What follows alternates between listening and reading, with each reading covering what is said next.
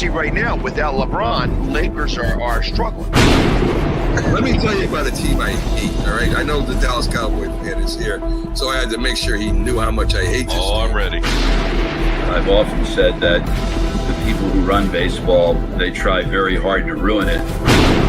I'm from Brooklyn. I don't have a problem saying it to his face. Oh, I'm from Brooklyn. Hey, isn't he?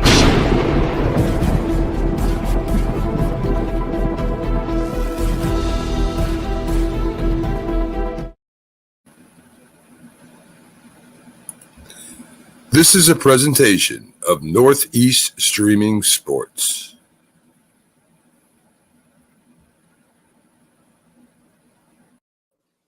What's up, everybody? It's another episode of Coast to Coast.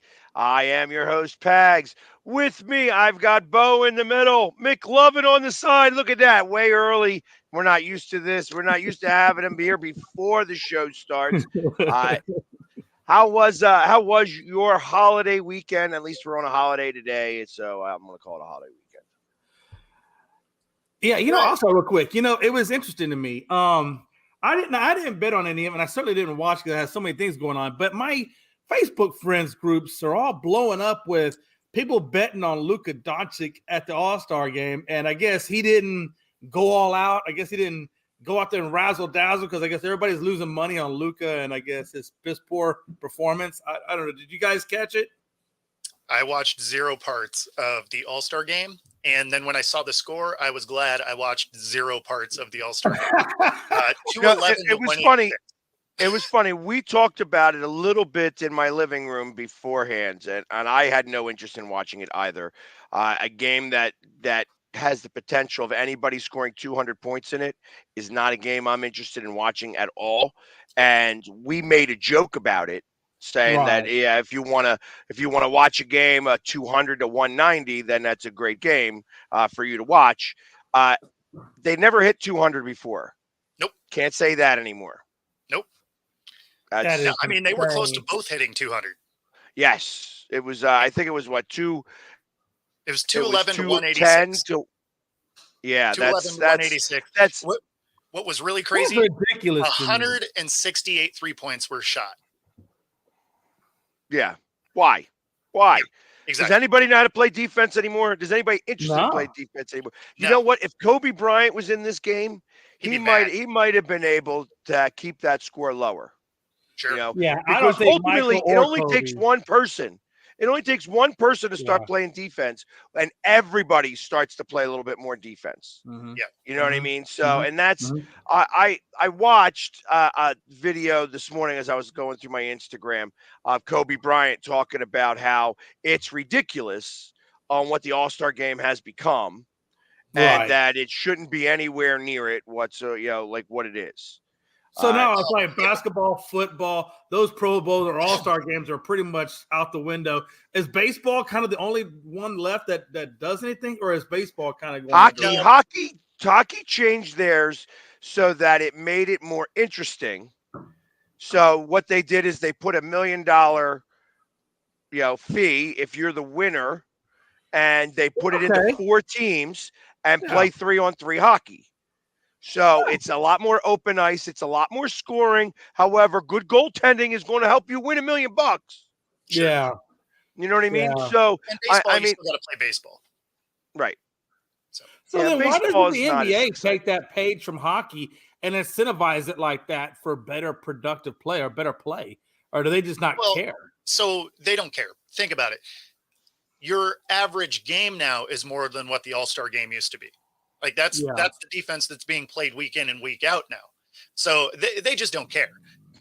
Scott Van Pelt actually came out, I believe it was this morning, and he's just like, obviously they don't care, and honestly, if you don't care, we don't care. Meaning he's not even going to watch this thing.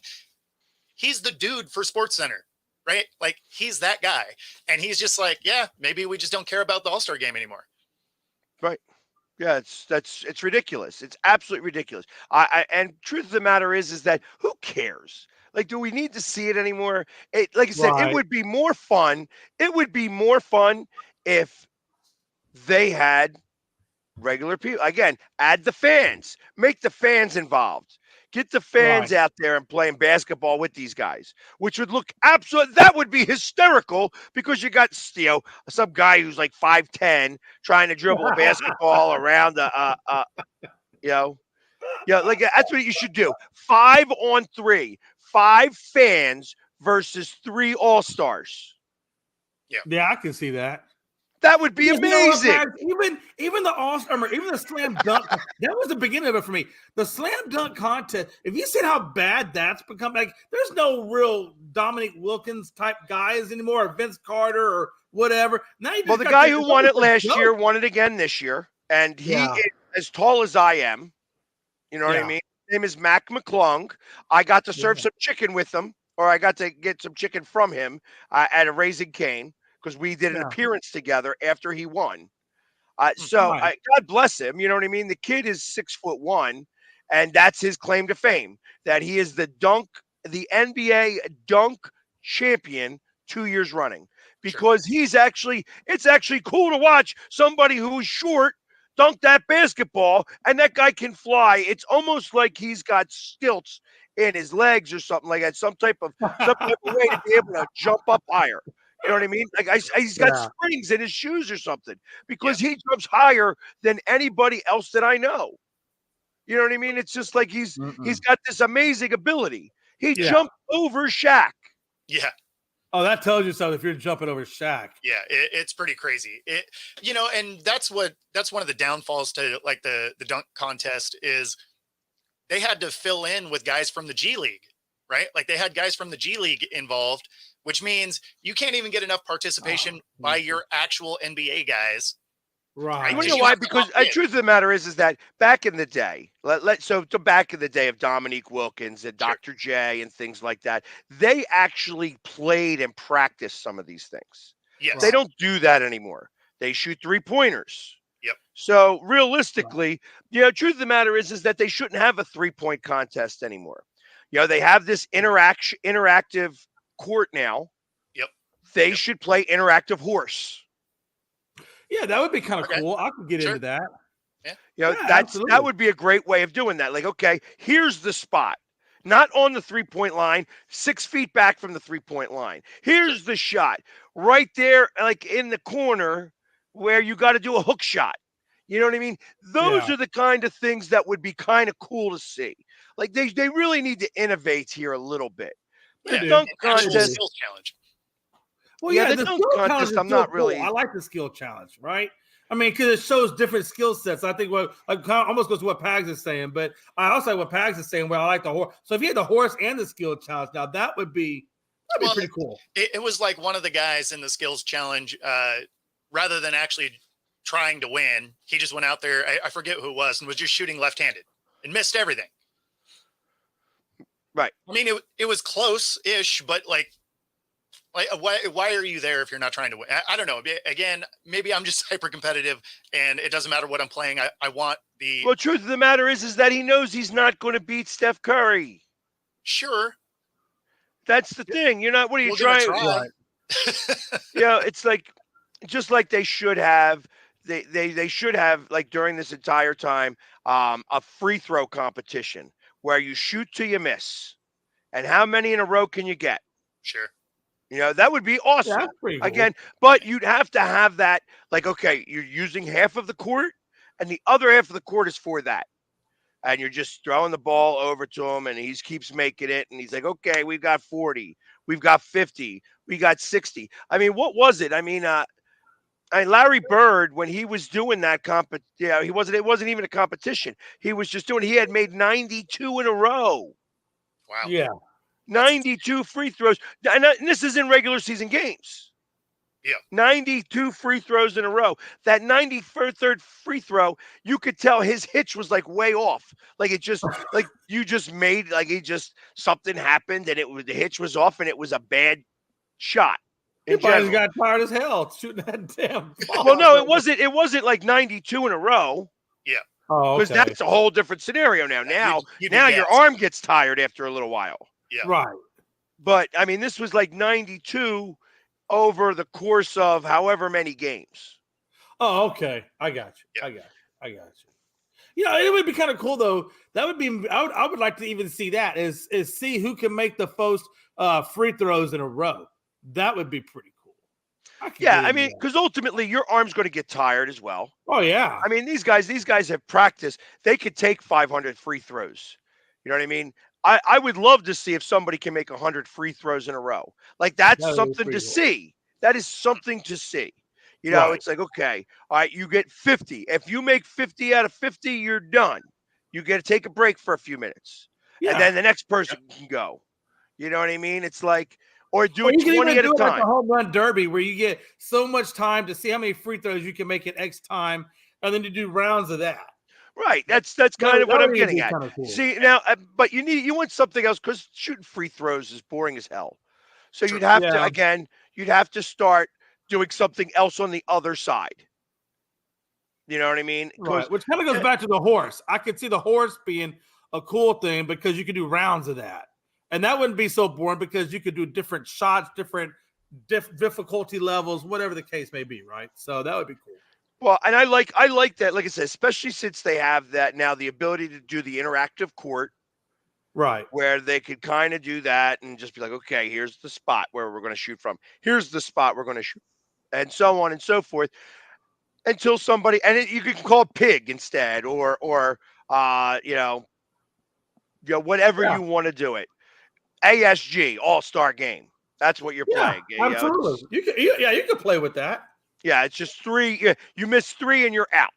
You know what I mean? And that's and you have 10 players. Speed it up. Yeah, because you don't want to do like horse is too long. Exactly. So you want to do 3. But I like the idea again.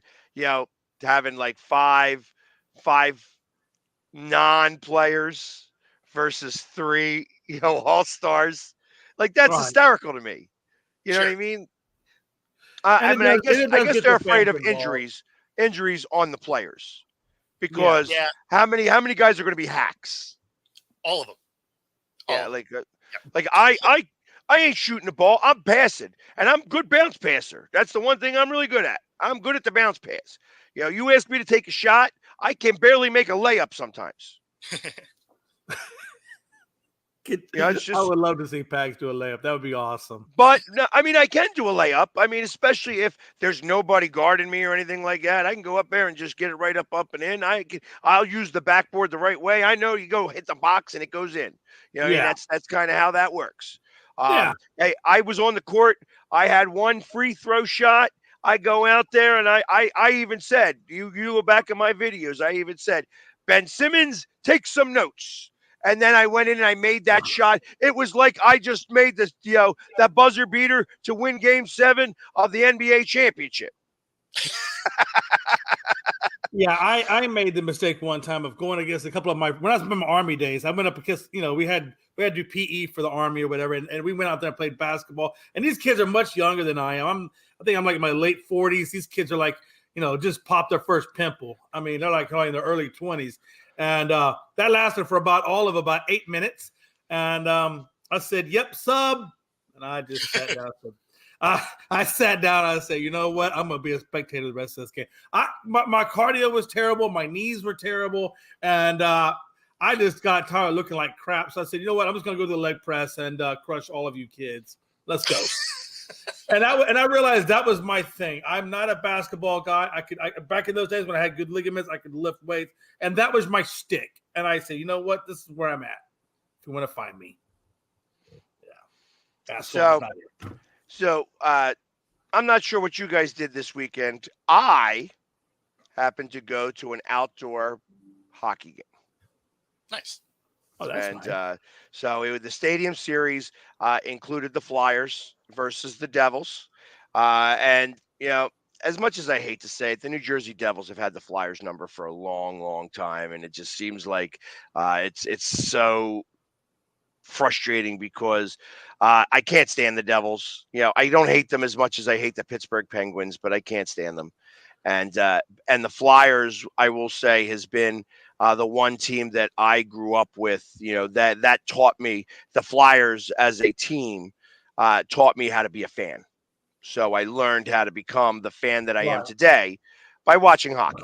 My mother worked at the Spectrum, and I would always think that I was going to see her, because while they're showing the game, I never saw her because she worked in a restaurant there, and they never put that restaurant on the ice, so it was never going to.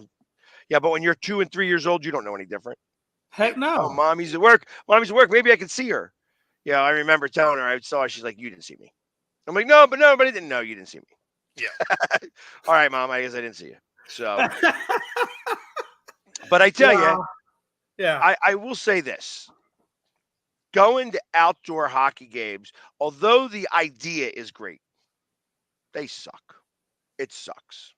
Just because it's hard to watch because you're in a football stadium, and it would be kind of cool if they made the rink the size of the football stadium, or like the size of the football field. Like that would be kind of cool. That would be kind of cool. And just it'd let be the like entire team play. no, just No still bench do it. players. You wind up having a lot more space. You know what I mean? Oh, yeah. Otherwise, it's like it's watching just, two little dots. it would be like watching 3-on-3 hockey, but Yeah. except it's 5-on-5 because you have the extra space. The speed Yeah. would be better. The game would be a little bit different and better. Yeah. That being said, they're not going to do that, obviously, because these games count. Yes. You know what I mean? That's the problem. These games are going to count, and they're not going to do that. However, it would be cool if they did that for an all-star game.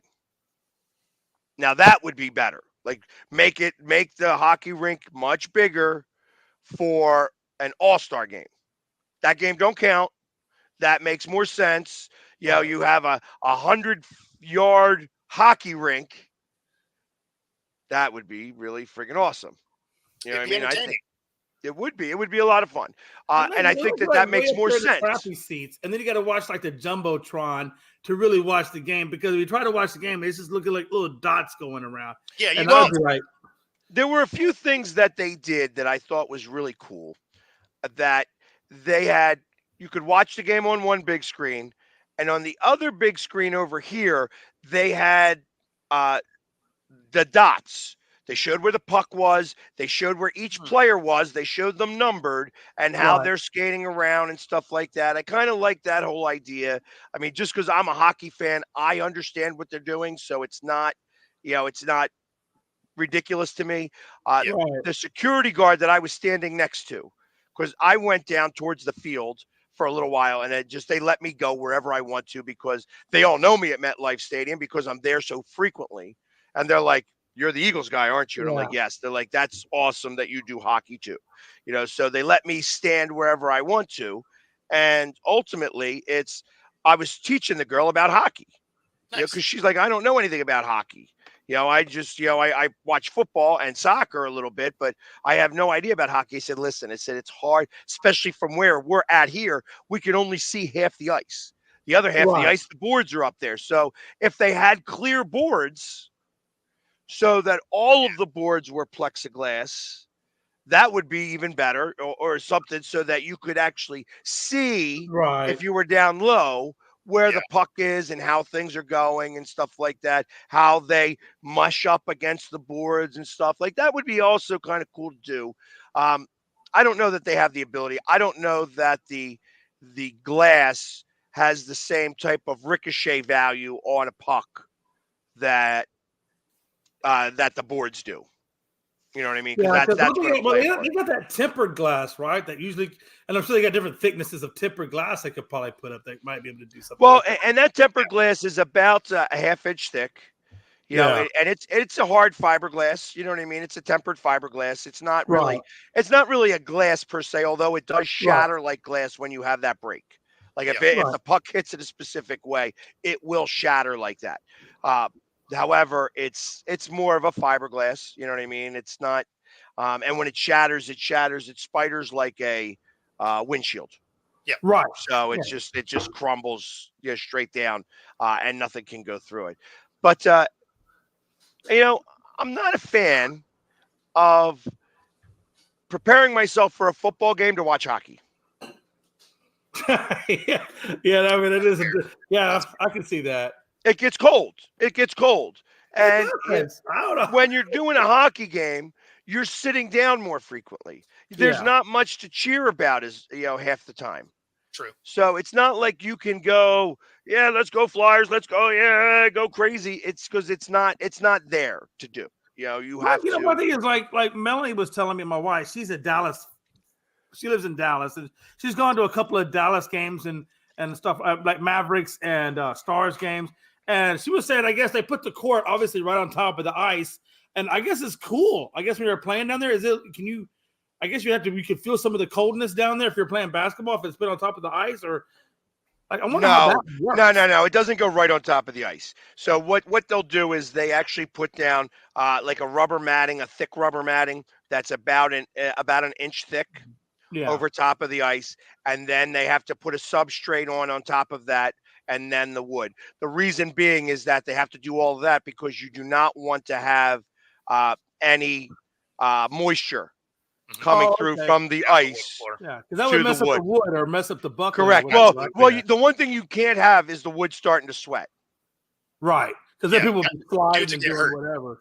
Yeah. Which that totally makes sense. That's what Melanie was telling me too. She was giving me hands. She was like, "No, they put down rubber, man. They don't just." And I'm like, "Okay, that's what Paxton said." So that does make sense. Okay. See. So she understands. I can appreciate the fact that she's traffic.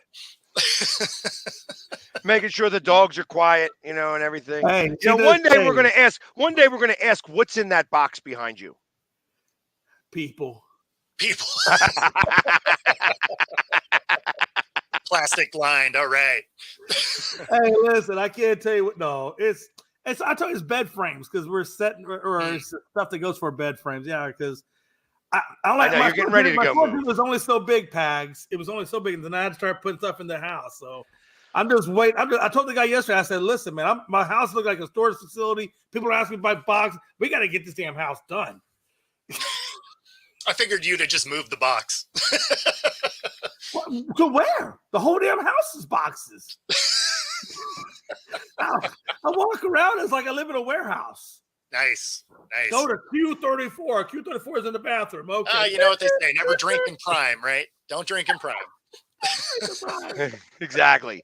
So going back to basketball before I, like I said, well, let me finish with the hockey and then we'll go back to the All-Star game for a minute.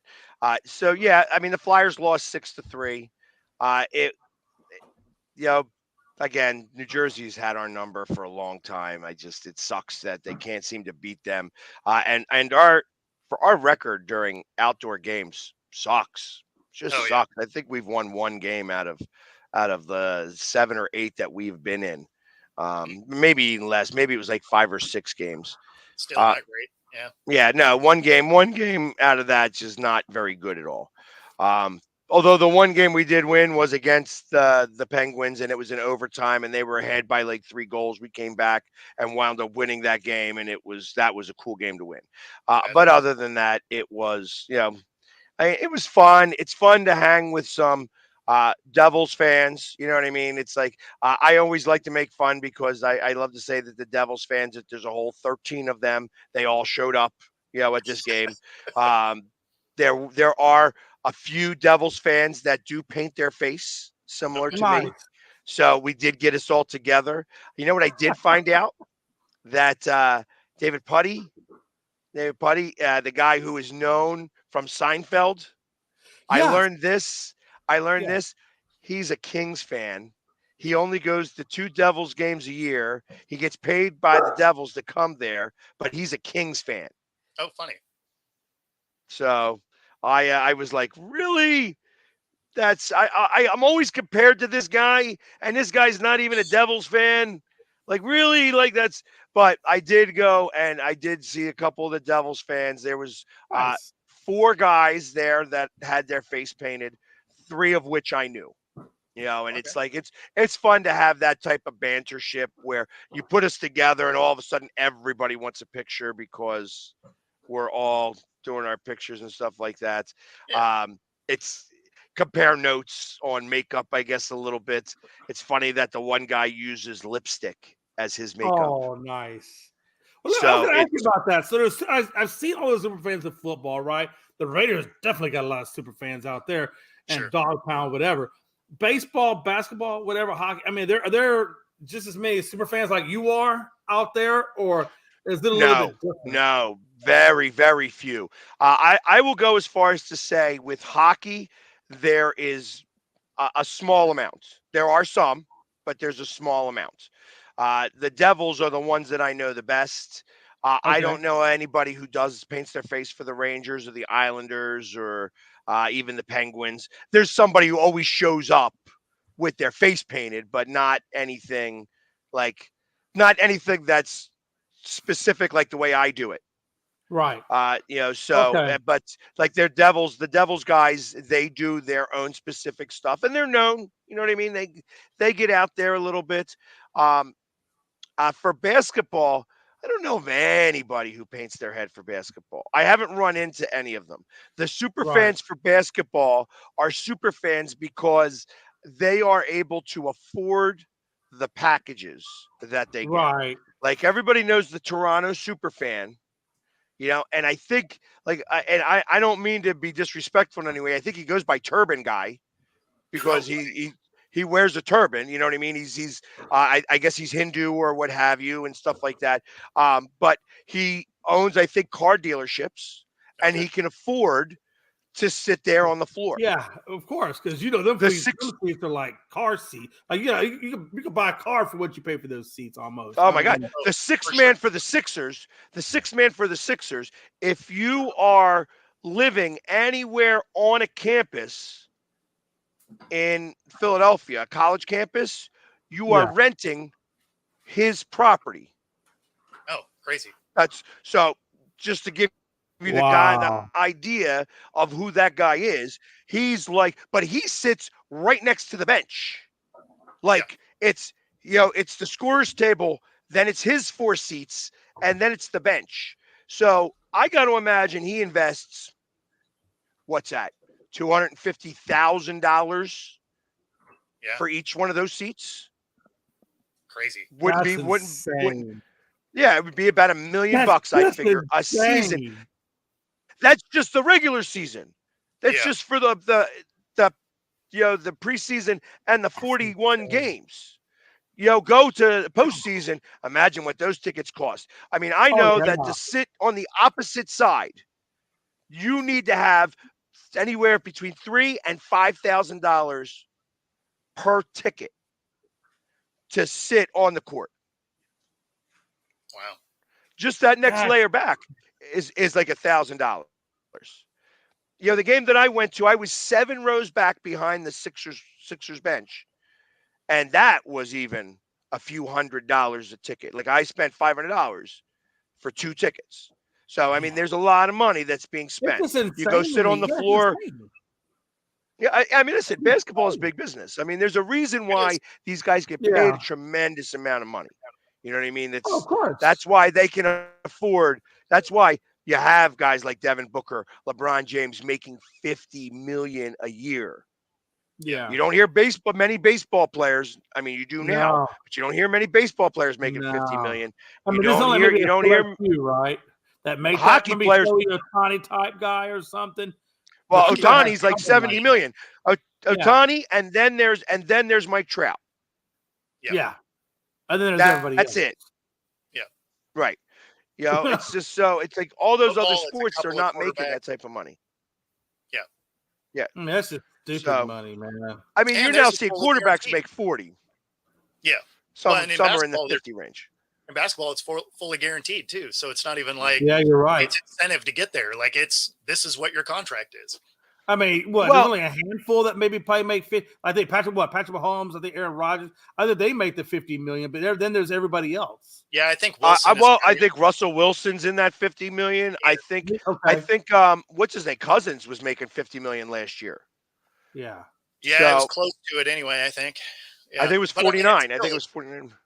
Yeah, exactly. And still, so I mean, it's only a handful in any of them. But yeah, I mean, for basketball, it's a lot of them. Not to say that there's not incentives in their contracts. Obviously, there are, but the bulk of it is. Guaranteed. Well, if you make the All NBA team, yeah, it's an additional. You get $41 million the next year. Yeah, that's your base salary. Crazy. But that's how they did the CBA. Yeah. Yeah. It's like that's the collective bargaining agreement over there is ridiculous. So it's and God bless these guys. Like listen, I don't ever get jealous about somebody else making a dollar. Yeah, God get you bless back. them. They listen. Yeah. If I was 7 foot tall, if I could get myself on the stretcher and stretch out that much and get on a basketball court for a few minutes, I would love to make it. I'll make the league Yeah. minimum. Yeah. Yeah. Well, hell, I'd love to make the league minimum too. I mean, think about that. If you're that far down the bench, right? Because you're the guy that's at the end of the bench. You're like that. What's that one dude that does the commercials? Giannis's brother. Giannis's brother. The big ears. And he doesn't even play. But I guarantee he's making millions and millions, and he just sits there on the bench, just like the other guy next to him. Because he's 7'4", 7'5", and he doesn't know he can't play a lick of basketball. Can't play a lick, but he's really tall. And let me ask you this: he's at the end of the bench, and he's probably sitting next to the other guy next to him that's making the spectator. Giannis's brother. Giannis Akapukuku, but Yeah. I can't say his last name. I kill it every time. Yeah, I used to call him Giannis to piss him off. Yeah, but that's awesome. No, but these guys are making like hand over. But his brother is on the team. His brother is on the team. I think he's going to average a half a minute. Yeah, Sure. Maybe even but less, he's making like a third of a minute amount of for money the season. Yeah, And he's making a couple $1 million. But that's part of it now. Yeah, that was part of the contract with Giannis. Hey, I want a room. I want my brother to sit next to me. I want him to travel with me.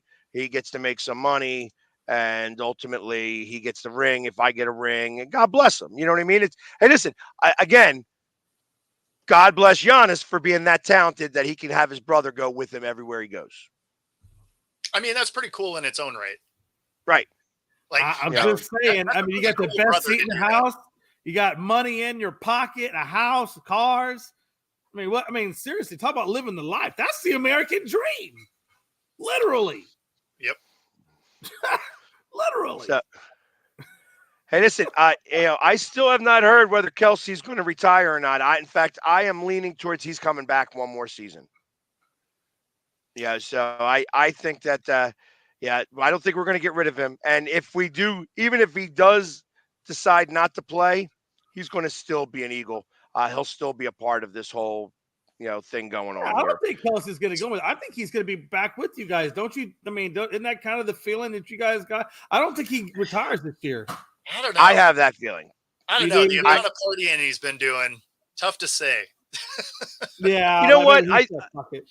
I think that some of that is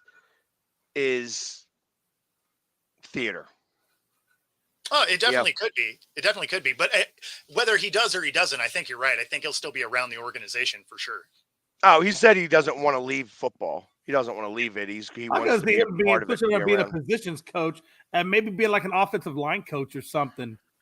Yeah, I could see. I don't know that that's the case. I can't see him coaching. And maybe that's a different scenario, but you can't coach and do the podcast. Yeah. I mean, at least that would be way different than I think it would be. True. So I don't believe that you can do both. So you want to be part of the marketing team instead? Well, to be honest, the truth, I feel that he raises like millions of dollars for the Eagles Autism Foundation. You make him the president of the Eagles Autism Foundation, and that's what he does for a living. Then, you know what I mean? He raises money, he sets up events, he does all of those things. He's in the public eye and is able to do all the things you want him to do. Right. Yeah. I mean, why wouldn't you do that? Why wouldn't you do that? Like that's how I would look at it as. But I feel that he has, to a certain extent, become America's dad. Okay. He's become what you think of right now. It used to be the curlers. Remember that team, the American curlers, that they were like, they looked like the four dads that had too much beer, and went out and won gold. Yeah, exactly. Which is awesome. Again, God bless them for being able to be good at something.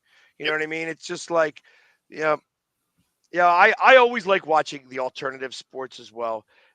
If you guys get a chance, I don't know if you guys are dart fans whatsoever, Or what but kind of fan? Darts. throwing darts, Oh, English darts, yeah. darts. There Well, is I a like to watch it. I 16-year-old like to watch kid. it when I do play it. There's a 16-year-old kid who, like, if you just say 16-year-old English darts, and the English darts championship match, there's going to be one match that comes up that this guy, it was like 180, 100, like they went back and forth throwing triple 20, triple 20, triple 20s nonstop. It is amazing to watch this 40-something-year-old guy versus this 16-year-old kid.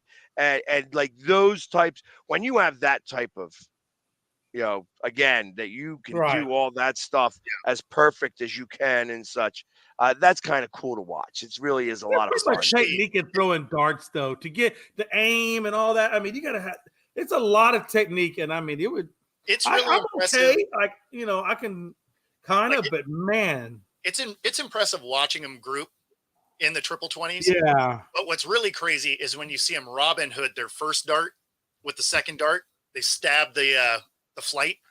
Yep. You're just like, man, like you couldn't be more dialed onto a spot than that. Oh yeah, like 2018 and 15, I can usually hit those pretty well. But you just need to go for like another one, or like the one next to 20, left or right of it, and no, I'll hit the So one. I know you close out the one all the time. Well, and that's, it's funny because I play American darts now, but I grew up playing English darts. But I don't understand. What is the difference between American darts and English darts? So American darts are the wood darts. Okay. They're the one and ones, and you're playing baseball. So that's where it's white with a red stripe, and then another white stripe, and then the blue stripe. The blue stripe doesn't count. The white stripe around the edge is worth 3. The red stripe's worth 2. Inside's worth 1. Okay. And you play baseball, it's 1 through 9. Okay. Yeah. So English darts, you're playing more cricket, which is 20, 19, 18, 17, 16, 15 bull. Oh, then that's what I've been playing English darts the whole damn time. I didn't even realize it. Yeah, me too. You're playing 301 or 501. Yeah. 701, 901. I didn't even know that was a thing. I went to my friend's house. I used to go to my friend's house. He had a dart, and we would just throw darts, and he would tell me, like, this is how we're going to score it. And the whole time we're playing English darts, and I didn't even realize that. The triples on the inside and the doubles on the outside. Yeah. Yeah. So, and that's like I said, so when you play English darts, you're usually playing cricket or double in, double out, where you got to, you double in, then you start scoring points, and then you go double out again. That's kind of how that goes. But if you watch this one kid, it's like at 16 years old, like you think about Tiger Woods when he was that young and how great he was. This is the Tiger Woods of darts. And I don't know the kid's name. I could probably look it up really fast, but it absolutely amazing to watch some of these alternate sports. As I'm talking about alternate sports, I'm wearing the Philadelphia Phoenix, which is ultimate frisbee. And we have a professional ultimate frisbee team. Oh no, that's a lot of fun. That ultimate frisbee. Oh, I love that. Yeah. So, it's like frisbee football almost. Yeah. I'm giving that they set up their season this year is much closer to me, so I'm very happy about that. And there's a lot of cardio in that, by the way. Oh yeah, you got a lot of running, of running. Yeah, because that's what we used to do in the military. Like for Army, when we do our PT sessions on Fridays, we would end the PT session on Fridays with ultimate frisbee. And that thing was talking about cardio builder. Jesus, yeah, that was a lot of fun. You never played combat football? No, there's a lot of injuries that are associated with that, and where you're playing offense and defense at the same time. That's kind of cool. You get 2 footballs going at the same time, and you gotta. Man, those medical clinics would be full of soldiers getting hurt. I guarantee. That's just a natural way for profiles to happen. I promise. But hey, real quick, did you guys? And I don't know if you guys talked about the other on Friday or Thursday, or whatever. But obviously, I just found out that LeBron almost got traded, or not almost got traded, but he was in a trade scenario with the Golden State Warriors. I guess all. Oh yeah. I don't know if y'all talked about that or not. We did briefly. Because I said that was brought up by Draymond Green. And you know what? That would have been interesting. That's the one thing I haven't seen any video on. The Draymond Green and Charles Barkley calling the All-Star game. Yeah. I haven't seen any video on that yet. So I wonder if they really had any good takes. I'm sure they did. I'm sure there's a couple of good takes out there somewhere, but literally. But when it's 200 to 190, 210 to 190, that's not a good game. That just stinks out loud. No, that's horrendous. I mean, that's not even somebody running down the court. Like, you're not even getting in someone's way to put up that many points. Well, and not like, hey, go ahead and go buy me, no big deal. No, that's exactly what it would be. Like, that had to be either just obviously they threw up 168 3-pointers. So, I mean, they were jacking threes from everywhere. But then outside of that, like, it was probably just a free route to the basket. Ain't nobody trying to do anything. Well, interestingly enough, the most amount of rebounds that were gotten during this game, I think, were 9 by one guy who played 18 minutes. And of course, he only scored 6 points. All he did was score 6 points, but he just stood under the basket and waited for everybody to miss. You know what I mean? And just got the Lillard.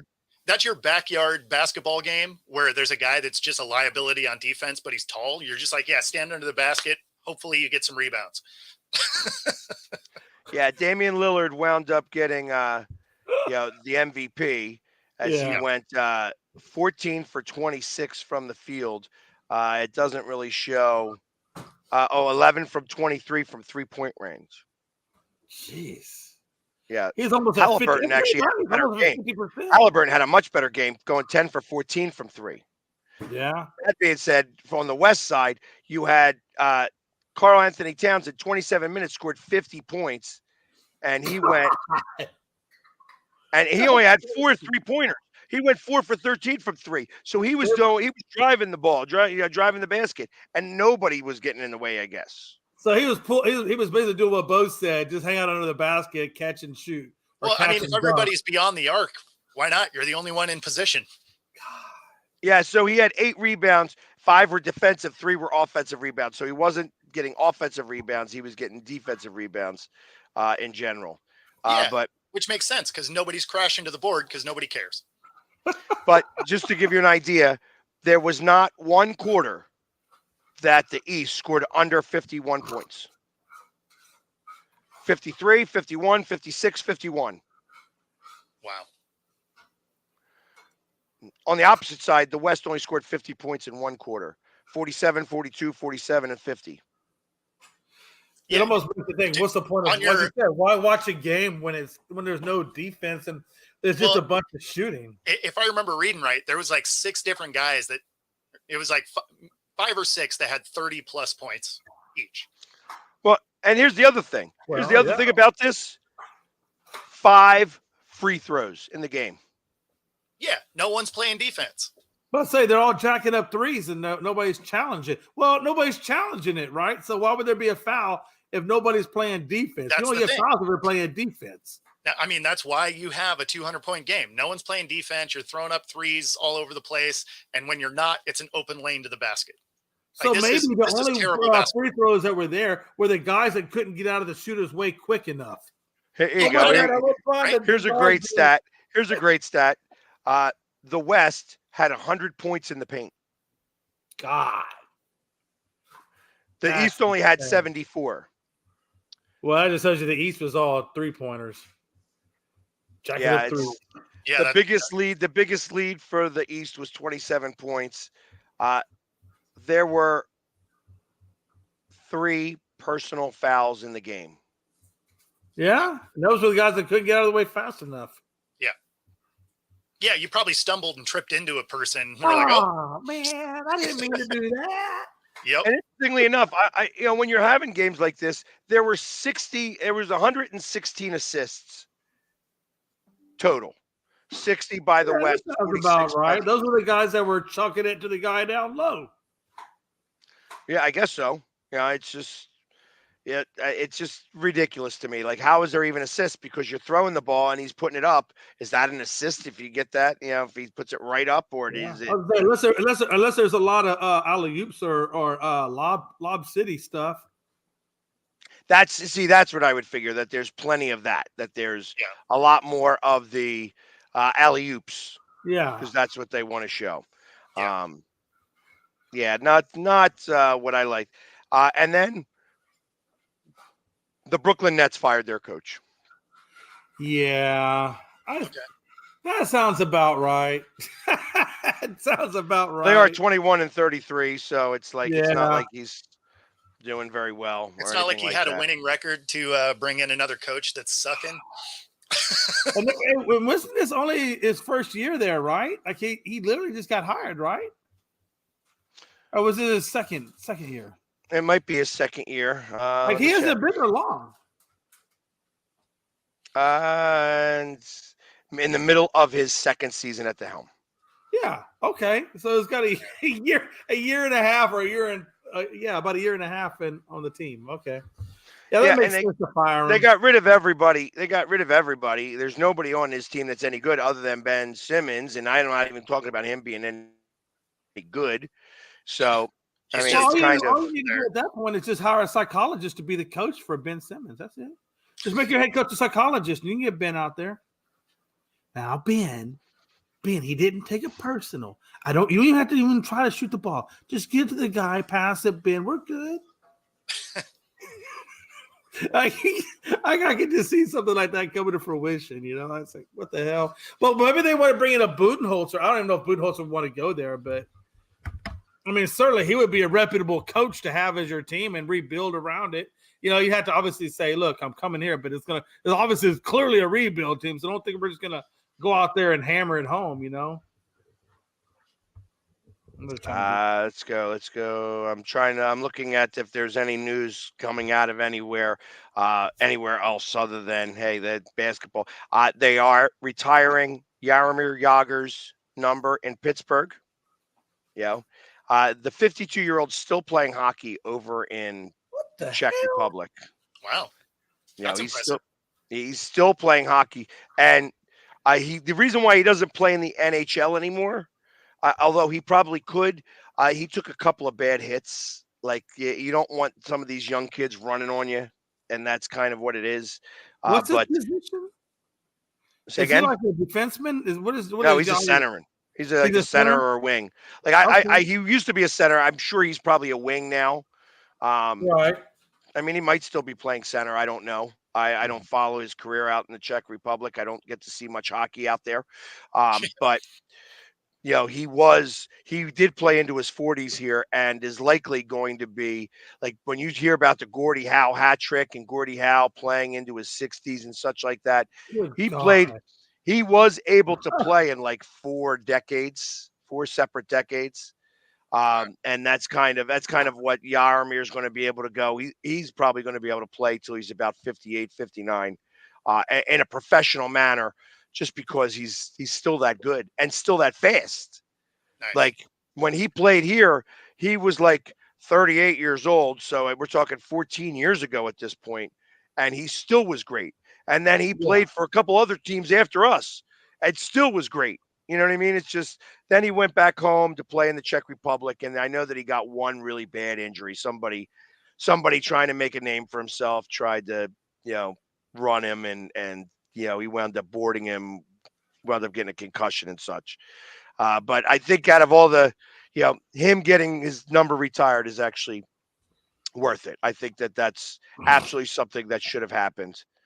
Let me ask you this. What do you think about, and I'm going to a different sport, but what do you think about Mike Trout saying that he wants to stay with the Angels and continue to play with the Angels?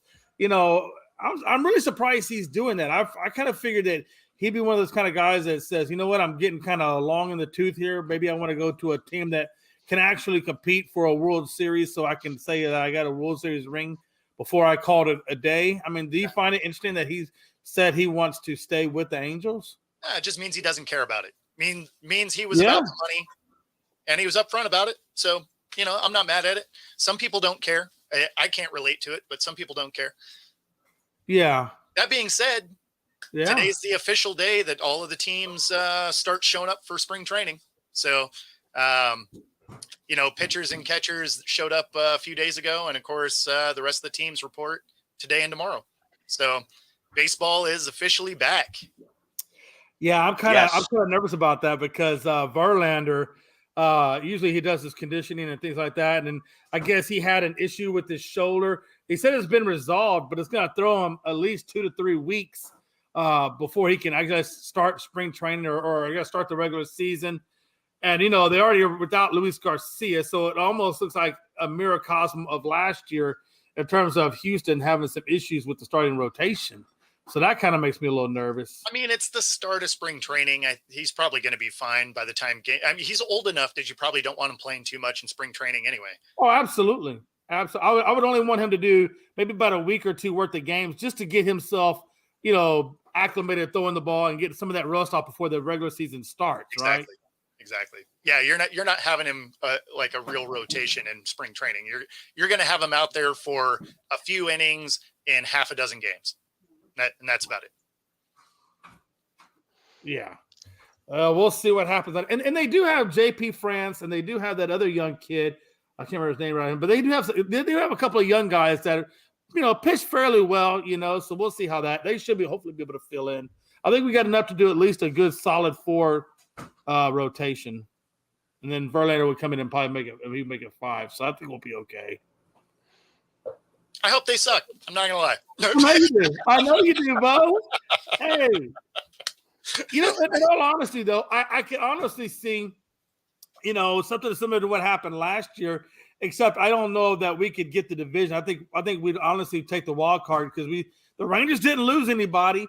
They still have that competitive edge. From everything I've seen, they all want that. They all want to do a repeat. So I kind of see a similar situation of last year, where it's the Astros and Rangers duking it out for the divisional lead. And quite honestly, Bo, I hope we get the wild card because I don't want to play at home. Our record at home is horrible. Matter of fact, to the point, Bo, I kid you not.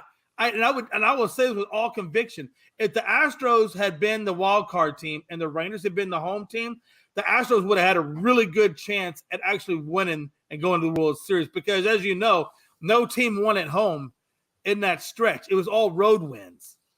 And we were playing. It was a lot of road wins, yeah. Yeah, it was all road wins.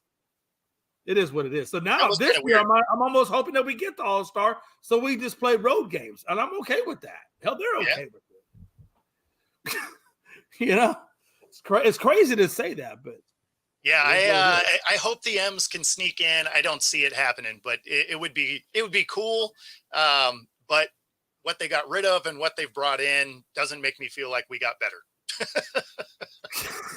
So there's. I always thought you should put just an M on top of your hat instead of an S over there, and so M would stand for minor league talent. But no, it's an S still at the bottom. It's still at the bottom. No, actually, cool. That is still reserved for the A's. I was going to say we never have to worry about being the bottom because the A's exist.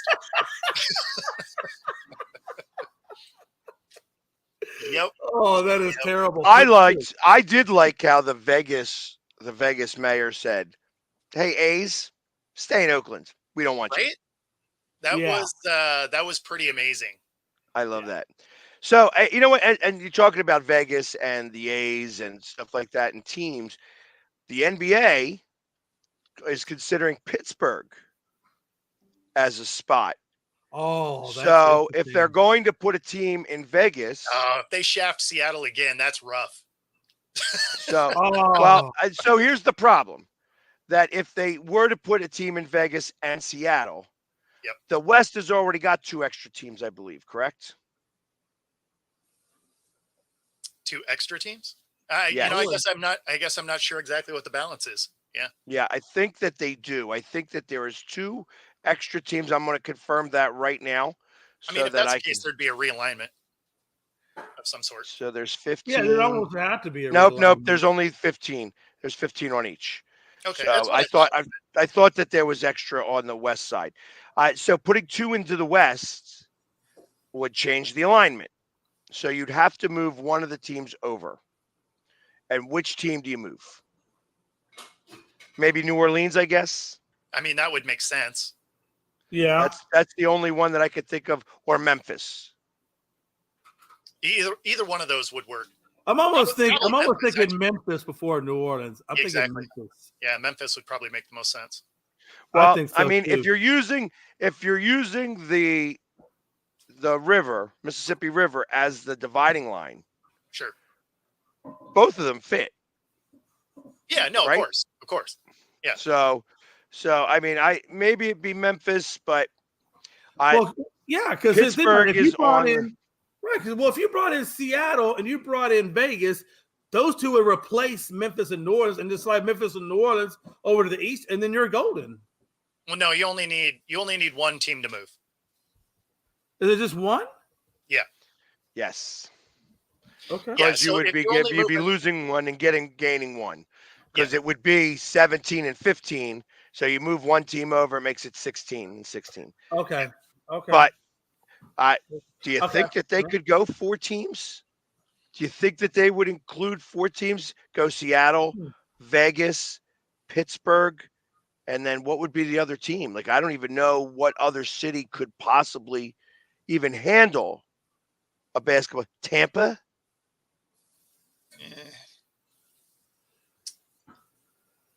Yeah, I mean, that's the only other city I could think of that has 3 teams that maybe be able to support a 4th team. Yeah. No, I could see that. I guess. But that's now having 4 teams jump into the league. Unless you put one in Nashville. What about Nashville? Well, isn't that Memphis? I mean, Memphis would be close enough for that, right? Like, yeah. I don't feel like the market's big enough to have multiple basketball teams in town. In Tennessee? Yeah. Well, I mean, but Tennessee, see, like, there again, I think North Carolina, like, if you were to put like one in Duke, I guess that would take away from the college, and nobody's going to take away from the college there. So like somewhere close to that, like in Raleigh-Durham, you can't have that because you don't have a team there. The Charlotte Hornets, I guess, is. Well, what about going back to Canada? What about giving Vancouver back a team? Or would that be, or even just another one, either Ottawa, Alberta, Edmonton? Probably have to do Montreal. Again, it would have to be on the east side. Yeah. You want that on the east side. You wouldn't have Vancouver and Seattle. Right. Okay, so Montreal. Yeah, so what about Montreal then? I mean, that would be good. No, you could do that.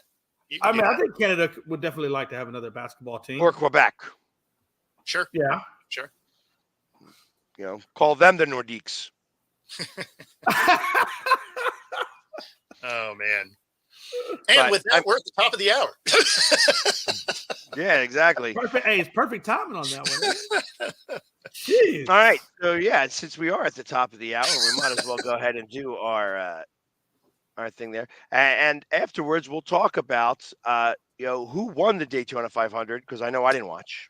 Well, it happens today because Florida ended up with 2 to 3 inches of rain during race time yesterday. So it airs at 4:00 today Eastern. Yeah. And so we'll see. Ah. No, it's one of the things I laughed about because I was like, oh, we hyped up talking about NASCAR. Immediately it got postponed. I was laughing the whole time. I was just like, this makes total sense. Yeah. Just because right up our alley. That's So listen, everybody, we will be back for the second hour of Coast to Coast, where we will talk about how nothing happened in NASCAR this weekend. So we'll be back right after these messages. I mean, you can see right now, without LeBron, Lakers are struggling. Let me tell you about a team I hate, all right? I know the Dallas Cowboy fan is here, so I had to make sure he knew how much I hate this. Oh, I'm ready. I've often said that the people who run baseball, they try very hard to ruin it. I'm from Brooklyn. I don't have a problem saying it to his face. Oh, I'm from Brooklyn. Hey, get us an each.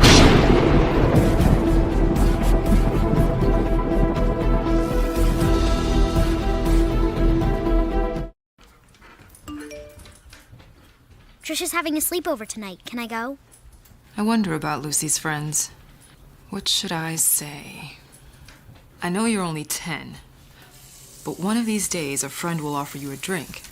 And alcohol at your age can lead to so many things. None of them good. So can I go to the sleepover? Lucy, I want you to promise me I something. finished my homework. Bigger promise.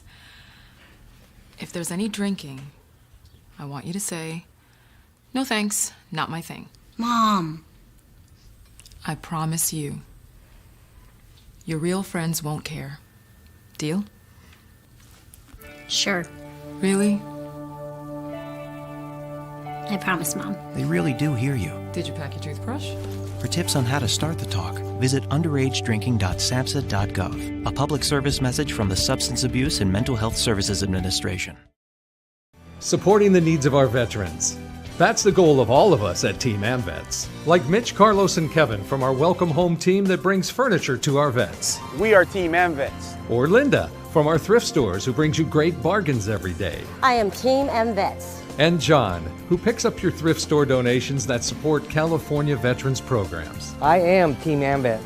Visit our website or a Team AmVets thrift store to donate or shop today. Join the team!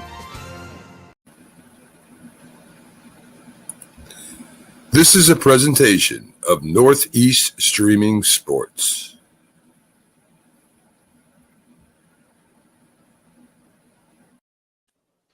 And welcome back to the second hour of Coast to Coast.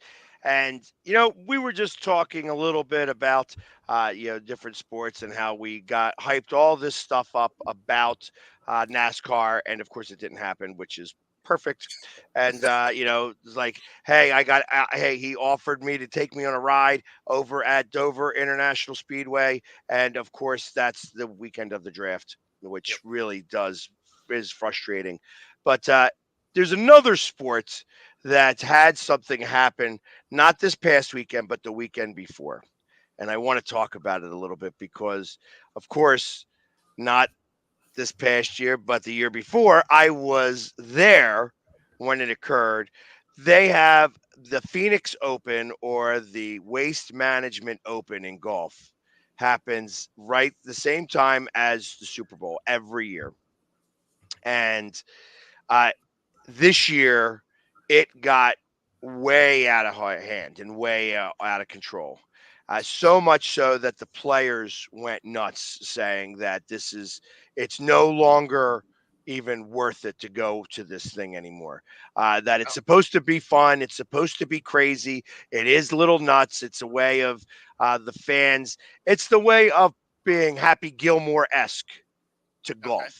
Because afterwards, it's all very, very straight-laced, and that's kind of what's happening here. But it was a lot different. They're exploring. This was they call it the greatest show on grass. Not anymore. Maybe a bit tamer next year, as they said. And this was the report.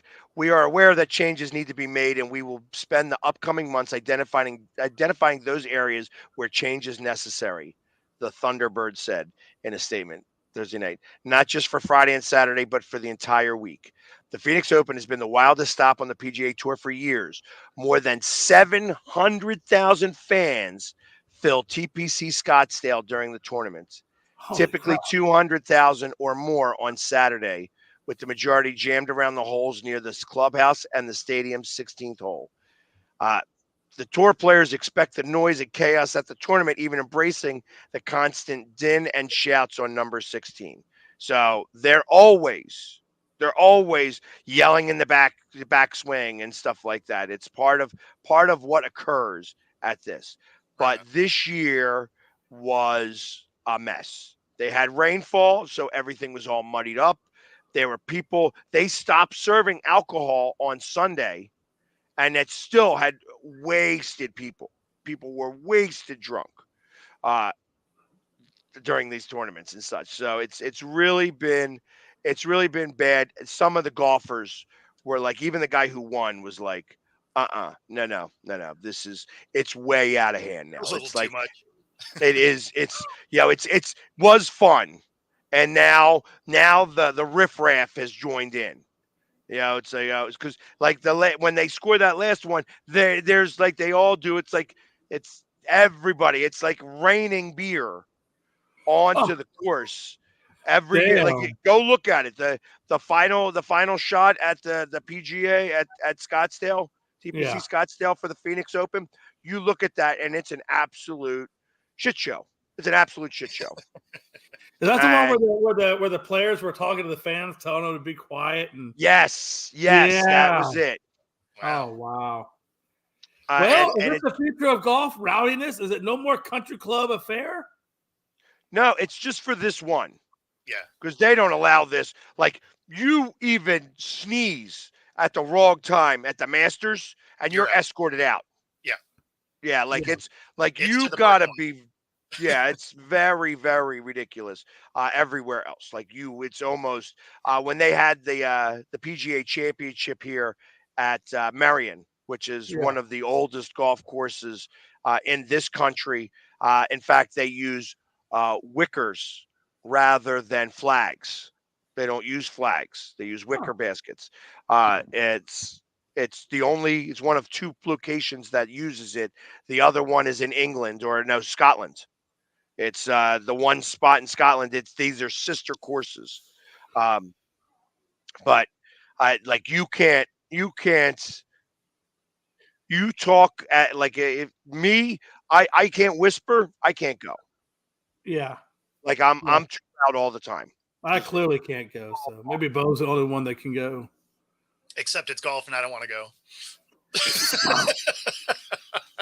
Like I'm down to go play. This is Bo Crouch. Yeah. Leave in the third. No, I'm down to go play golf terribly, but I definitely can't go watch golf. And look at us taking over prime time. Yeah, we are prime time in Belgium, and we are a big commodity there. We are waiting to get some of the advertisements for the Belgian beer. All they got to do is just send it our way. Send the beer. We will start advertising for them. We'd really appreciate it. Thank you very much. 100%. Bring hey, the beer. listen, we are waiting with bated breath. Literally. Yes, exactly. As much Chimay as you could send me, I'll drink. You only have to send it to two of us, so Chimay Blue. Oh man! And when he says that we're hot, he really means me. But so yeah, that's one of the crazy things that happen in sports. Which made me start to think, what are some of the other crazy things that occur during sporting events? Like obviously for golf, this is one of these things. I know that they used to throw a rat onto the ice in Florida. Really? And then there was also the octopus in Detroit, for hockey. So hockey has a few of those things. I know in certain colleges they have the silent night, where it's you could hear a pin drop for the first 10 points. And once the team scores 10 points, all hell breaks loose. They got to stop the game for a few minutes and stuff like that. Like there's a lot of cool college things that occur. What did I watch on ESPN? Where this one team, they broke like a 48-game losing streak, and the fan rushed the court because there was one fan in the stadium, and he rushed the court. He was like, "Yeah, we won." That's amazing. I appreciate that. Thank you. When I get to talk about the rat. That's Yeah, not true. He paid Linda to say that. They got to. It's like, look, if Marshawn Lynch has Skittles in his contract, Pags has Linda saying positive things in his. Okay, look, don't let that go to your head. basketball in Greece. You know what? I will have to check that out. But can you guys think of anything that occurs like any local traditions that they have that will happen during a sporting event? Like I feel like a Kraken that they could be the ones throwing the octopus on the ice now. I could see that. I could definitely see that. Yeah, I don't know of any Dallas traditions or even I any. haven't heard of anything like that. I haven't heard of anything like that yet. It's still such a young team. I think they're still trying to figure out what it is they're going to do, right? Because I'm sure something will happen, but only being a couple years old, Yeah, and like most of the time, it's like things are wrapped around like songs. Like for instance, the Phillies for the last 2 years, when like that 2 years ago when they were going on that run, that's how that song came about. The "Dancing on My Own," which I hated that song. I couldn't stand it. I'm so glad they finally got rid of that song. They brought it back for last year's run. Now it's failed in 2 years in a row. Time to get a new song. Time to get a new song. Like. Oh my Lord! I know, like Francis says that American fans are polite, but like if you ever watch baseball games in Japan, they're extremely polite. Like they don't even yell; they just got these little clapper things, and they just clap, and then they're quiet, and then they clap, and then they're quiet. Yeah, and, I mean, it was weird going to a baseball So game. soccer or football has a different world. It's a different world over there. It's similar to football here, like American football here and soccer over in Europe are both kind of the same. You know what I mean? And they make up songs. Right. Like when you go to a soccer game here, they make up songs here. Like even at the Philadelphia Union. The fans on the one side the thing is that you're not allowed to sit down.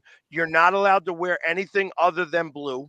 You can't wear your opposing colors and sit in that section whatsoever. You don't sit down. You don't shut up the entire game. They're singing different lyrics to Yankee Doodle. They go when somebody's down on the ground, they like shoot them like a horse. Shoot them like a horse. You know what I mean? It's like there's always different traditions. Huh? So this is at Eagles games that they're no doing soccer, that? soccer, Oh, Philadelphia Union. Soccer. Okay. That's interesting. Shoot him like a horse. I didn't know that. That's interesting. There is some differences. The problem is that they don't allow like where it gets a little out of hand over there, so much so that they have the fan bases separated. Yep. They don't do that here. They can't do that here. So because of that, it's a whole like they're intermixed. So instead, you have fights. I'm about to say, do you know how many fights they have in them? You think they're polite? They're over there kicking each other's ass. It's true though. Hey, listen, I had a bunch of Yankee fans that were right behind us at an Astros game, and I can't tell you how much shit we were giving them, and they were giving us to a point where I thought we were going to get into a fight. Because Yankee fans, they're just a bunch of rookies. But still. So Yankee fans going to Yankee Stadium. First off, the old Yankee Stadium is much better than the new one, and most Yankee fans will even tell you that. But like Yankee fans are. First off, they don't know how to banter. They don't. So the problem is that they're just assholes, and that's part of the problem. You know what I mean? Like I'm doing my video. I'm doing this doing my video at Yankee Stadium, and the stadium that they made me take my face paint off. Oh. They made me take my face paint off. Weird. And I literally was doing a video, and you had this girl who was every bit of maybe like 21, barely, and she is yelling behind me, F the Phillies, F the Phillies, F the Phillies, and giving a middle finger as I'm doing my video for all these kids. And it's hysterical to me because obviously it's ridiculous. I mean, it's ridiculous. Yeah. and that's unfortunate. It's unfortunate that they do that there. But unfortunately, Pags, like as Americans, we do crazy stuff sometimes, even though we're not supposed to. Yeah. Right. Like, well, and I understand this, that there is a whole bunch of different, there's police, like I said, they separate. You Yeah. can't, when I got to imagine when there's Manchester United versus Manchester City, that game is got to be policed. That there is a monster police presence there so that they don't intermix, that they don't intertwine. Now, I got to imagine that if that is some of the biggest sense, when you get into Germany and such like that, that it's not necessarily scaled down, it's just lighter because it's there that things get nuts. When in Mexico, if you are an opposing fan near like when we went there to go to Mexico when we were in the CONCACAF and the Union was playing the game in Mexico, they escorted us in through police guard. They escorted us out in police guard. And anytime the other team scored a goal, everybody's beer came into ours. Came into our section. Not that I was there, so I can't say that but everybody's beer in Mexico, they could spend $30 on a beer just to throw it at somebody else when they score a goal. It's just the way that they celebrate out there. And celebrating like that in soccer and in football is unique. Like they don't do that anywhere else except in Europe. Brazil, a lot different. You're in Colombia and you are the goalie that lets up a goal, or you shoot, you kick an own goal, you wind up getting shot. Like you're dead. Like you better leave the country because you're dead. They will kill you. Isn't that like how some of the Middle Eastern states are when it comes to soccer? I mean, they take it pretty serious too. The Iraqis and Iranians. I mean, they take that stuff seriously too. Like your whole family can get killed if you don't do well or this, that, or the other. I mean, so I remember that when the Canucks lost the Stanley Cup. I mean, I got to imagine that that you probably remember that, Bo. Yep. That there was the riots that occurred and stuff like that. It was a big deal up there, obviously.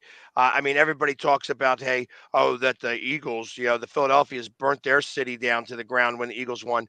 Actually, nothing like that occurred whatsoever. That was all made up. It was all made up. There was no arrests at all.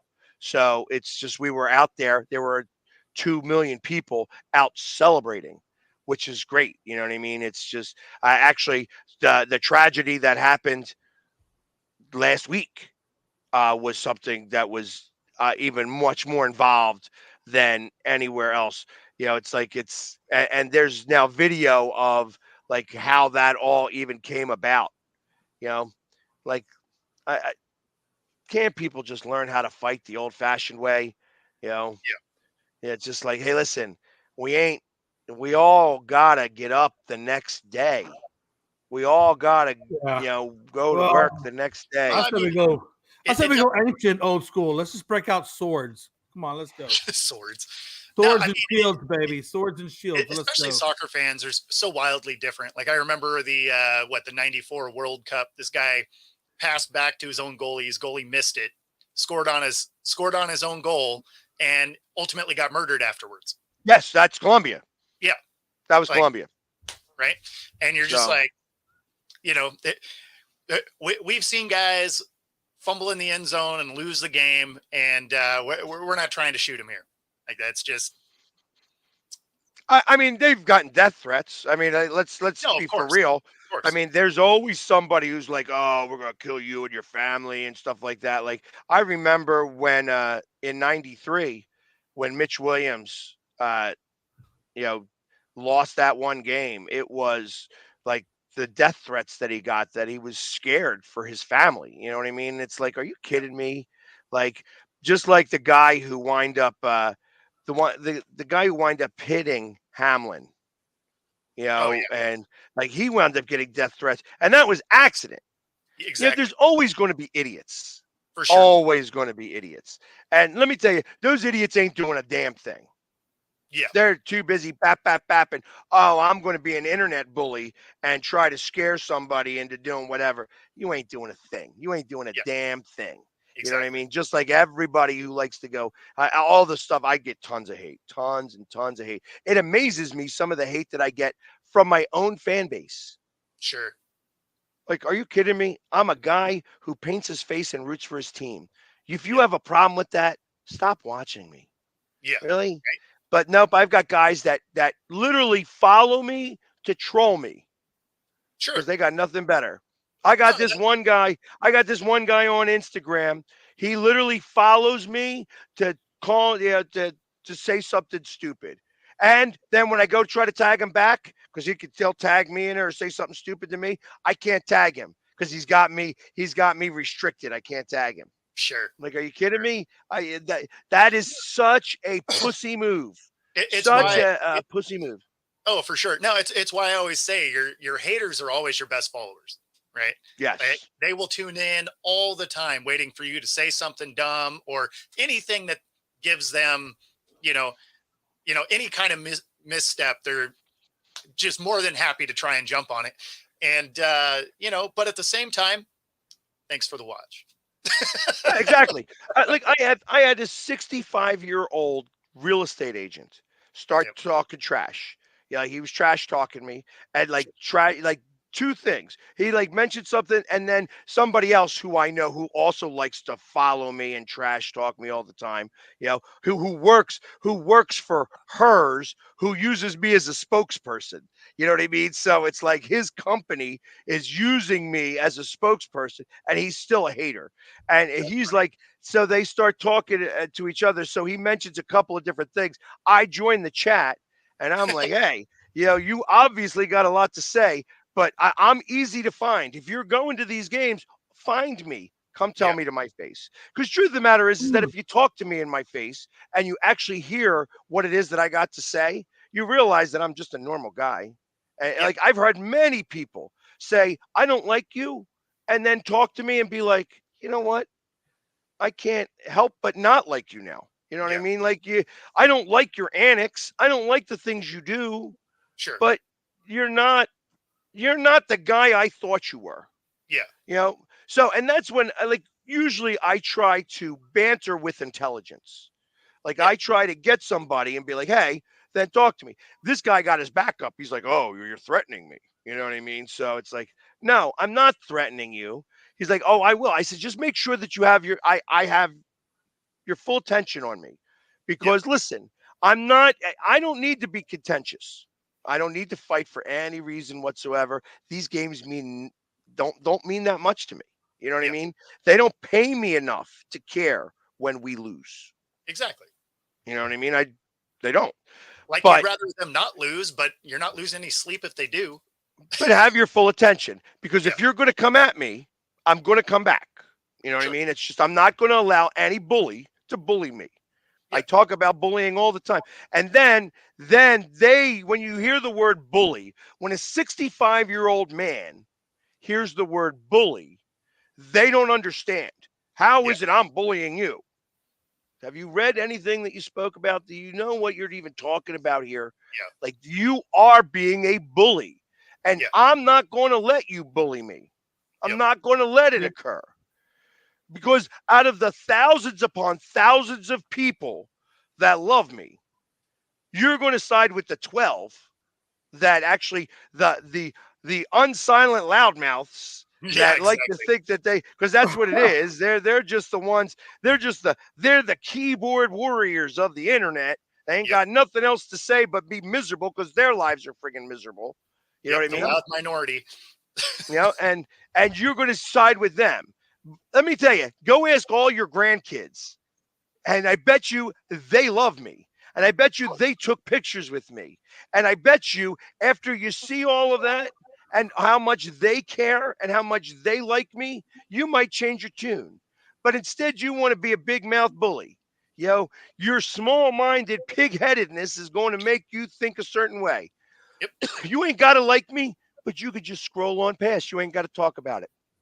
Yeah. I mean, that's the biggest thing, right? Like, haters are generally just seeking out something to be mad about. because it's pretty easy when you're scrolling to just, I don't agree with that, and just keep scrolling. But that's not what they do. They need to engage in a way that, most of the time doesn't make sense anyway, because they're not usually coming at you with logic, right? Usually they come off with one statement and then it's immediate name calling because they don't have any other facts to back up what they're talking about. And some people, you know what though, but some people do that just for clicks. Like No, 100%. Material, 100%. That's why I'd name a few people that I know that go on Facebook that do nothing but do stuff for clickbait, and I'm just like, I tell you, I would love to do the hater show. Sure. Like post it out there a week in advance. Like, hey, oh yeah, this is where you're going to log into. And then you're going to be able to come and say your piece. You're going to get 2 minutes to say your piece. Pags, you would not be able to have all the people that hate you right now on your show, because half of Dallas would be on there saying, "This son of a bitch." Actually, no, I'll be honest with you. I'm kidding. I'm totally kidding. People in Dallas probably don't hate you. Maybe they do. Yeah. Actually, people in Dallas love me because you know what? Because I get it. I get the joke. Listen, I tell people all the time, when you paint your face for a living, you better get the joke. I am not a better fan than anybody else. I don't speak for anybody. I am just a fan. Most of the time I have better makeup. That's the truth of it. I am doing my thing differently than anybody else. If you don't like it, that's fine. I'm not everybody's cup of tea. Sure. Well, that's true, because you do cause the Eagles to lose sometimes, especially all the time, as it would turn out. God. It's my fault. He's a superpower, but apparently he has a superpower. Hey, listen. The fact that asteroid came and hit the Earth 20-some million years ago, that was my fault. That was the Philly sports guy back then. It was your fault. We don't have pet dinosaurs. All right. No. I think the asteroid produced Pags, and Pags has been around for 27 million years. I think he started as a caveman. Oh, that's awesome. Yeah, the Toronto Raptors were different back then.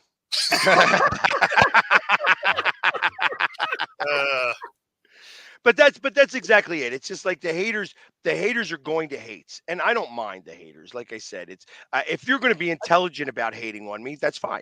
You know what I mean? But if you're going to be a bully, I'm going to call you out on being a bully, and I'm going to bully you back. And it's amazing. It amazes me because bullies can't stand being bullied back. They don't know how to deal with it. Yep. They don't know how to go about it. They're like, "Oh, well, you really have to have your ass." You know what I mean? That's where it always goes down to like name calling and threats and stuff like that. Because soon people, when it gets to that point, it's no more. It's not. Yeah, that's personal when it gets to that level. Well, when I'm in a game, it always ends up that direction though, because they never have anything to follow it up with. Right. And listen, and when I lose the banter, when I'm losing the banter back and forth, I lose. Yeah. It's okay. When I don't know what to say next because you got a good one on me, I'll tell you. Yeah, right, that was a good one. You know what I mean? Yeah, exactly. That was a good one. I got nothing to say. You win. You know what I mean? And that's okay. I don't have to be undefeated. Well, I don't have to be undefeated. Honestly, that's why people like you. But people like you when you take one and they're like, "Hey, that was pretty good. All right, you got it." I think you kind of grow people like that. They start liking you, and they're like, "Yeah, because it's nice to take it. So okay." Hey, listen, there's a reason why some of the biggest, most viral videos that I have are when I congratulate the other team. Sure. Because I don't make the excuses. I don't need to do all of that. It's like, hey, listen, we lost. We were not the better team today. For whatever reason that was. And Houston, there were a number of videos that went viral when I was still in my face paint and walking around the celebration. Where everybody's putting the camera on me because they think that they're going to start to rile me up. And I'm saying, congratulations, be safe out here tonight. Things are going crazy. Let's make sure everybody gets home and gets to go to the parade. Yeah. When you have that type of interaction with somebody, all of a sudden people are like, whoa, like I was not expecting that. So there were a number of videos that went mega viral because here it is, it's the Phillies guy with all the face paints and not acting like what the media says a Philadelphia fan should act like. Yeah. So, and that's part of this. So I would love to do the hater show where we'll do that. It may be in a couple of weeks or so, where it's like maybe actually I have the perfect day for it. I'm going to put it out. We're going to plan it ahead. It's going to be Leap Day, February 29th. I won't be here for it. You can even do April 1st, which is April Fool's Day. Oh my God, that'd be great. What a better hater show than April Fool's Day. April 1st actually sounds like a better day. I actually like that. That gives us a month. And I will go ahead and put that out so that so I'll spread it out. We're going to do the hater show. If you're a hater of the Philly sports guy or of Jamie Pags or of Jay or of Bo, if you don't like us, it's the hater show. You're going to get your 2 minutes. You're going to be able to talk for 2 minutes and state your case on why you hate the Philly sports guy, or you hate Jay, or you hate Bo, or anything. I mean, I like that. I like that idea. God, April Fool's Day. That's going to be awesome. That sounds. We did make sure that was a weekday, yeah. I didn't. Well, you know what? I think it's a Monday. I think it's a Monday because the 31st is a Sunday. I know that for a fact. It is a Monday. Yeah, it's Monday. We're good. Nice. Oh, perfect. God. We start off the week with the haters show? What? That actually makes a ton of sense. Oh that's perfect. That is absolutely perfect. Setting the tone for the week. Oh, my God. So I think that would be awesome. I like I said, we'll put commercials out for that. I think that would be a monster show. A monster show. Absolutely. Because if you hate us, you're coming to log on. If you love us, you're coming to watch. No doubt. No doubt. You want to see what happens. Like all of the stuff that's going to happen for that show is going to break records. That'll be our best show, probably. Yeah. By far. Bo, hey, he said if you're undecided, you'll be decided. If you're undecided, it means you're probably both, right? You're fluid. You're so fluid. Yeah, there's moments where you're like, I hate these guys, and then there's moments where you're like, all right, I can get down with that. Yeah. A quarterly hater show. Yeah, do it every quarter. Oh, hey, it'd be like the mean tweets, right? So yeah, fair enough. Oh, I like that. I like that idea. Well, we could do that. Like I said, it's or hey, talk about coast to coast. If you got a video and you want to send us hate mail. I will bring it up. You know what would be amazing about that? If it really was a quarterly show, that is literally the first day of the quarter. That's perfect. There you go. So we do April 1st, then it would be what? July 1st? No, June 1st. April, May, no, June, July, August 1st, actually. August 1st. Yeah. That's quarterly, so it's 3 months. We got to do math here better than this. Yeah. April, May, June. July 1st. July 1st. Then, August, September, October 1st. October 1st, yep. And then January 1st. Yep. Nice. And y'all said we couldn't count. Look at that accidentally working out. So there we go. We're going to start to advertise that. The hater show. And I'm going to invite some people. I'm going to send messages like BJC Anderson. I want you on that show. That's Avalon Brian. I want you on that show, Avalon Brian. I'm going to give you a few minutes to talk to me about it. You know what I mean? In fact, Avalon Brian, I would give you 5 minutes because you're the one that's really spawned this. There you go. And that's what I'm going to start to do from here on out. I'm actually going to start to push this now. Like we will have this code up here. Like, hey, listen. You got a problem? You don't like the Philly sports guy? Tell me about it on April 1st. April 1st, you're going to get your opportunity to talk. Maybe we'll do a 4-hour show. All right. It might need to be a long show. Probably does. So, like, that'd be hysterical. Where we would just be going at it, and like we may have to do this live somewhere. This would be perfect to everybody, to all three of us, to be at a Buffalo Wild Wings. Hint, hint. Oh, not. man, that would be amazing. I'm gonna ask for the Bo promo code when I go to Wild Wings. That's all I know. Yes. Yes, I'm here for a show. I'd like the Bo Crouch promo code, please. That's right. We are looking for Buffalo Wild Wings to sponsor the Hater Show.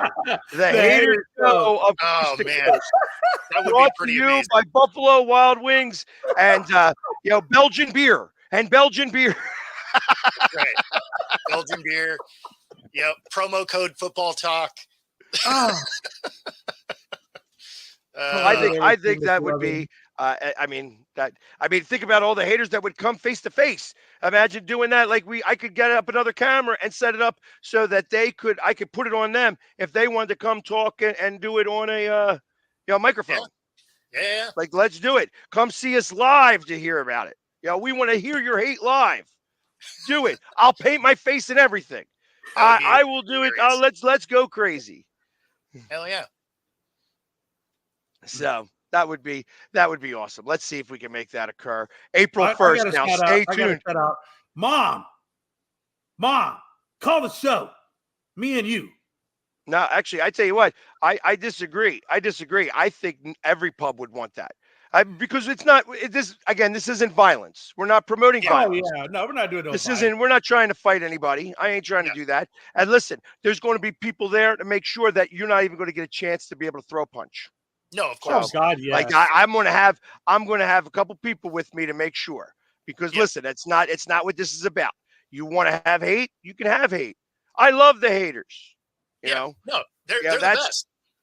They literally are the best. They give you the most consistent viewership of anybody out there. So in fact, I tell that to people who, the moment you have haters, you're starting to make it.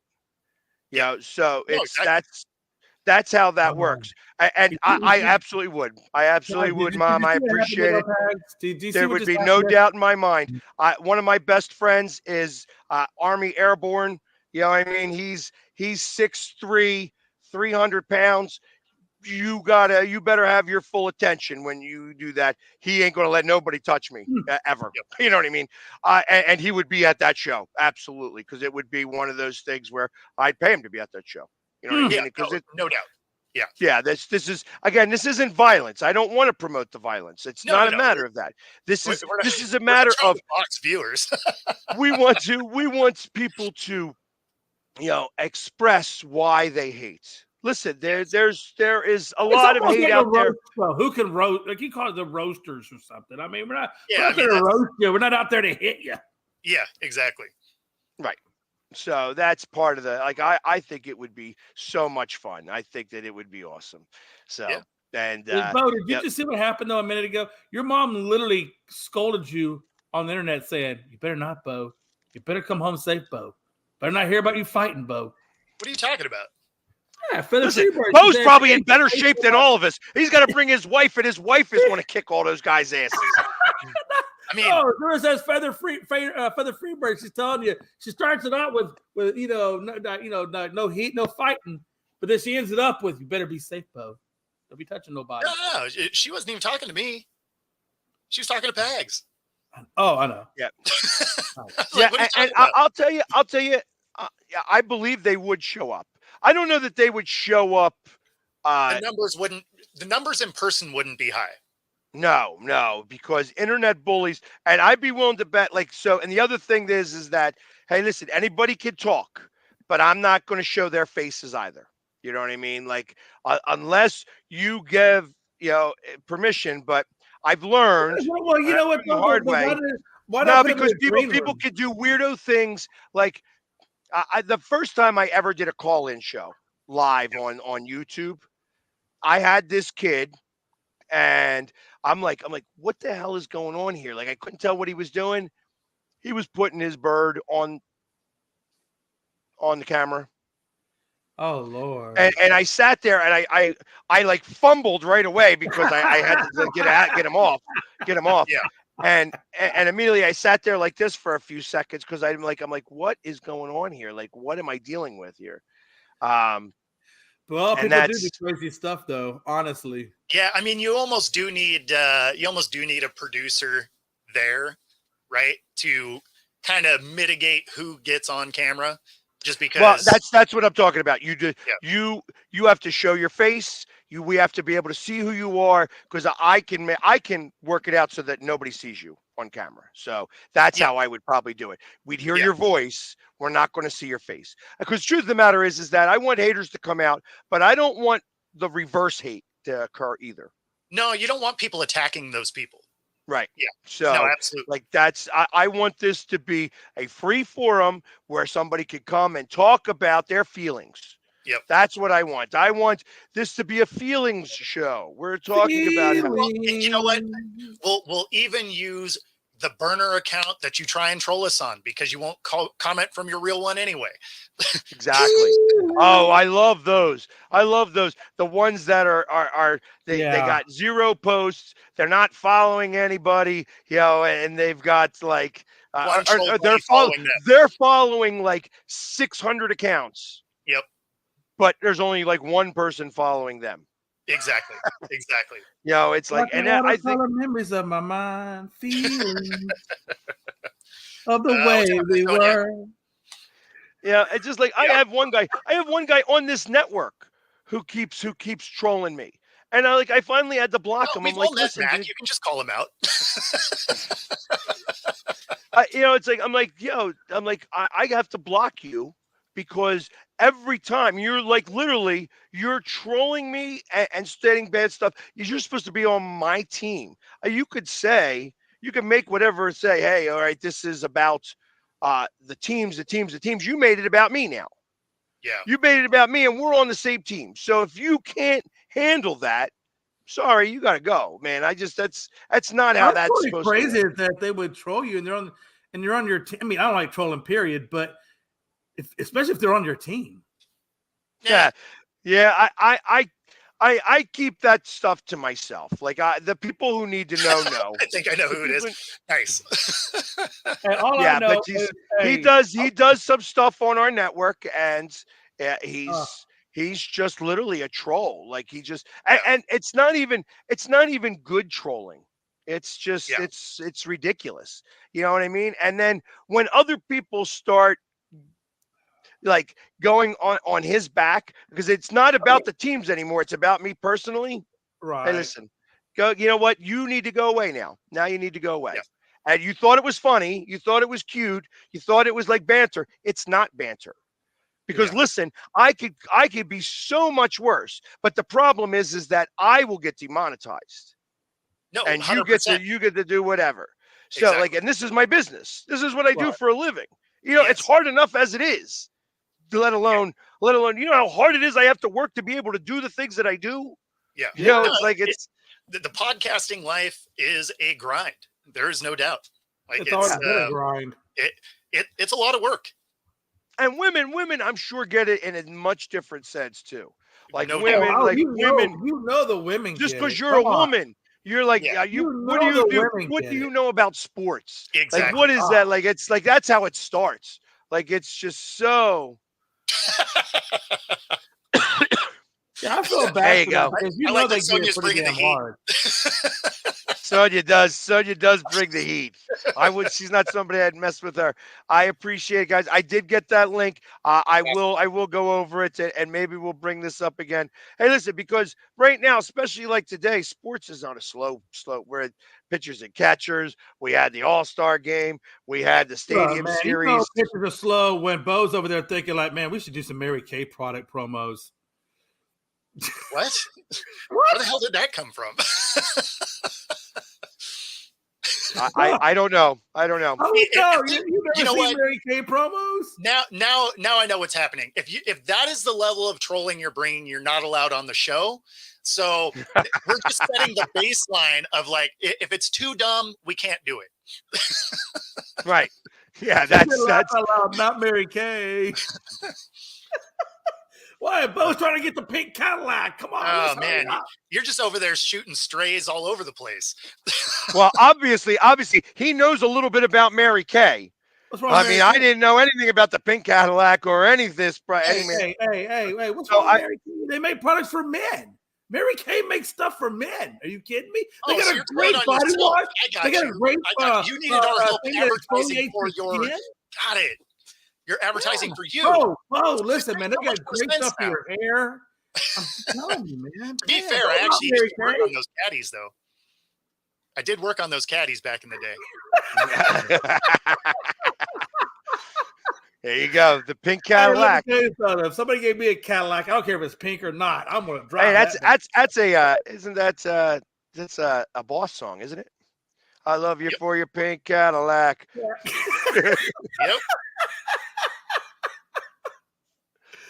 Oh man.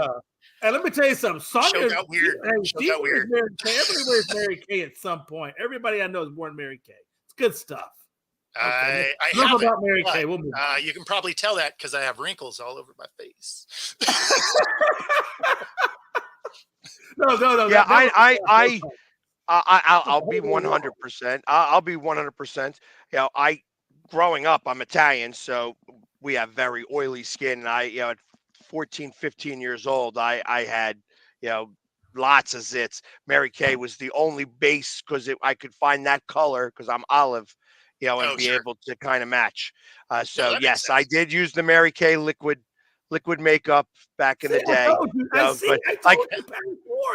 We're talking 36 years ago, 37 years ago, like 14 years old, 15 years old. I did use that stuff. You know what I mean? Hey, listen, it's. Hey, but it worked too, did it? Nobody even knew you had a pimple. You were good.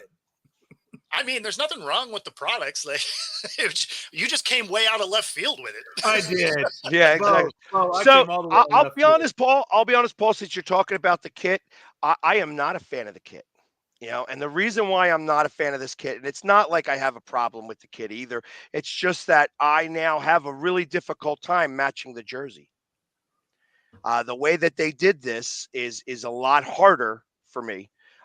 With the way that the Union kit, they got a whole bunch of triangles. They changed it. It used to be a stripe down the one side, and I would match the stripe on my face. Now I don't get the opportunity to do that because now it's down the center, and they have it's like blue in the center and it's like gold on the side and stuff like that. And it's not like a stripe. It's all these little individual triangles. So I don't you're have to be a Teletubby with a upside down triangle on your face. Yeah, I'm not going to be able to do it. So I'm going to stay with my old school look on that. And just. You just do like the gold and then like the blue band across your eyes. Is that what I do? Doing? But I do the one with the stripe down here, and it gave it kind of like people would tell me it was like a Braveheart look. Yeah. Oh, I can see that. Yeah, I can see that. See, there you go. That's the tinted Oxy 10. 10. Wow. That was a minute ago. God, I don't even remember. Yeah, exactly. And I tell you, I don't use it anymore because I'm Italian. Once you get older, you just, your skin is oily. You have oily skin. I don't care. You know what I mean? That's the way it is. In the wintertime, it dries out a little bit, but short of that, it's, I don't get zits anymore. So.